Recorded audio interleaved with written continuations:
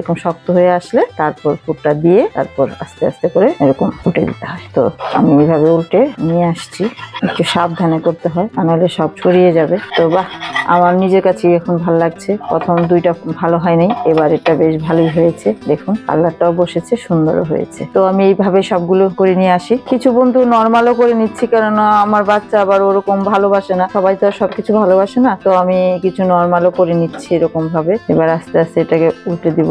এই যে বন্ধুরা, এই যে এরকম নর্মাল করে নিয়েছি, কারণ সবাই তো আর ওটা ভালোবাসে না, যে যেমন ভালোবাসে সেভাবেই করতে হয়। তো বন্ধুরা, কি বানালাম? খুব স্বাদের, খুব মজার, খুব লোভনীয় জিনিস, পাটিসাপটা। তো আমি অনেকটা এরকম ভাইরাল এরকম বানিয়েছি আমার মতো করে, আর এই যে এরকম সাদা করে বানিয়েছি, ডিজাইন করে সুন্দর এরকম ফুটো ফুটো ডিজাইন করে বানিয়েছি। তো আমার এই ভিডিওটা যদি আপনাদের ভালো লাগে তো লাইক সাবস্ক্রাইব করে দিবেন আর কমেন্ট করে জানাবেন। তো দেখার জন্য ধন্যবাদ। দেখা হবে পরবর্তী